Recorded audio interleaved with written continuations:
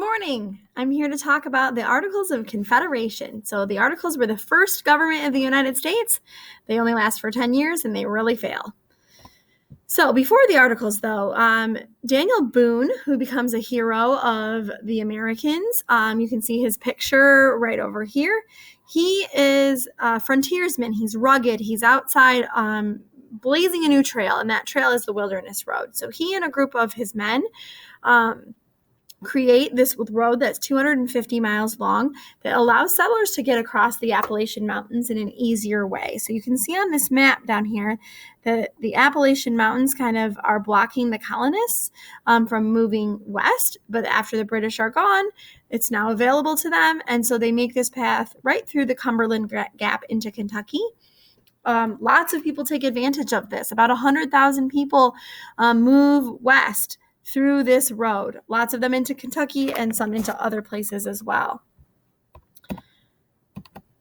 So each state now saw itself as being independent. Each state had to create its own government, and they were really afraid of governments that were going to be too powerful. They want to make sure that they are not creating a government that can have tyranny, because they just had that problem with the British. And so each state is creating an individual government for their state. Some states continue to have governments that were similar to the ones that they had as colonies and don't make a lot of changes. Some states create governments that have separate branches of power. Like, for example, they might make one part of the government have the ability to make laws, and a different part of the government have the ability to enforce those laws in order to keep any one person or one group from becoming too powerful. Some states thought it was really important to protect the rights of the people. They had a Bill of Rights that listed out every right that people would have that live in their state. But all of the states chose to be republics. And if you're a republic, that means that you have a type of government where people choose representatives to govern them. So it's still the revolution, and even though they've created this kind of individual state governments, they realize this concept that united we stand and divided we fall, that if they don't work together as one, that they're not going to win the war. And so they create the Articles of Confederation. Okay, they create that articles because they needed the U.S. to have a government that would get them through the American Revolution.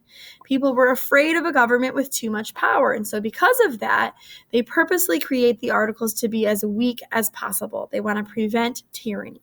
Okay, each state only had one vote in Congress. It took 9 states out of the 13 to pass a new law, which meant that it would be really difficult to pass a law because that's a lot of states that had to agree. Before they could make the articles, they required that all states give up their claims to Western lands, because every one of the big states really claimed a lot of land moving west of their state, and the small states were afraid that that would give them too much power. So all states gave up their Western land claims, and then they agreed to ratify, which means they accept that the Articles of Confederation is now going to be their government. So the powers of the government under the Articles were divided between the national government and the state government.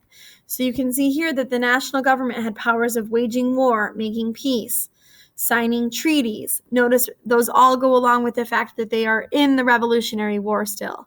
Okay, they had the power to issue money, but they didn't have the power to actually get gold or silver to back that money up. So they're printing paper money, but it doesn't actually worth anything. Okay, the state governments kept the most important powers. They kept the powers to set taxes and the power to enforce national laws. And so that was done on purpose to keep the national government weak. They want to make sure that the state governments are the ones that have the most power, because they think that that's going to prevent tyranny. So the number one success of the Articles of Confederation was the Northwest Ordinance. The Northwest Ordinance is probably the really only good thing to come out of the Articles that sticks around.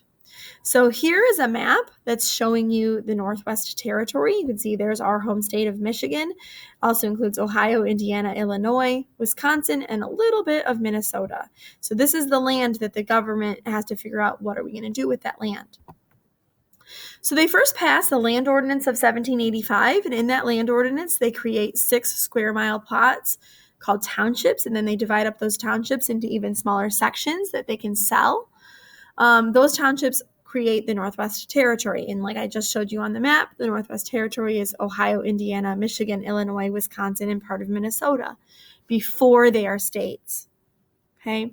The Northwest Ordinance, the biggest success of the Articles, it described how the new land was going to be governed. So they said in the Northwest Ordinance that there would be 5,000 free men in any location.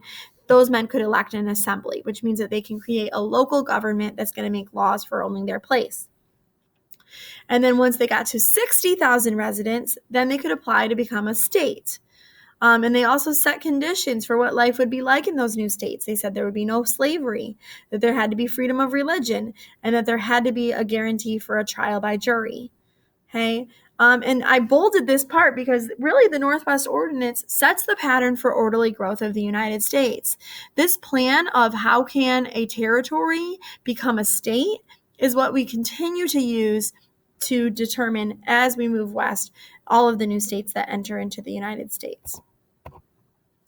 So the weaknesses of the Articles. Debt was a big problem after the Revolution. The national government couldn't levy taxes. The states sent them very little money. So they not only can they not ask for their own taxes, but they have to go to the states and ask them for money, and states don't want to give it to them. Okay, but really there's a nationwide problem of debt. There's a recession going on. The people are hurting as far as money. And that includes then the national government. So if you look at this chart, which you should recognize from your book, it tells us some of the main successes and also some of the main weaknesses of the Articles. So the successes of the Confederation Congress, that's the Congress under the Articles. They were able to govern the nation during the Revolutionary War. They were able to negotiate the Treaty of Paris at the end of that war. And they passed the Land Ordinance and the Northwest Ordinance. And so those are the things that they do right. The weaknesses, the reason why the Articles fail is really a combination of these things. They lack the power to enforce the laws. Only states have the power to enforce laws. They lack the power to levy taxes. Only states can put taxes onto the people. And they lack the power to regulate trade among the states. So states were charging taxes on each other's goods, making it so that it was difficult for them to trade. The national government couldn't do anything about it. And if they wanted to change the Articles, which they decide pretty quickly that they want to change, it requires that all 13 states have to agree. And I'm sure that you can imagine that that is almost impossible. So Shays' Rebellion comes along as kind of the straw that broke the camel's back of the Articles. Okay, this is kind of the last thing that happens that causes the Articles to fail.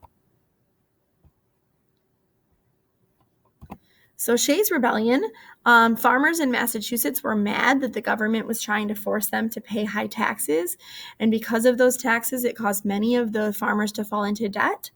And then in order to collect that debt, the courthouses were starting to order that these families would lose their farms, that they'd have to sell their land in order to pay back their debts, which is really frustrating. And they end up leading an armed rebellion against the government because of this. So Shays comes in as the leader. They go to the courthouses. They try to refuse to allow these proceedings to happen. And the militia has to come in and stop that rebellion. So this proves that the Articles of Confederation were too weak and becomes that straw that broke the camel's back that shows us that we need a new constitution, which is coming soon.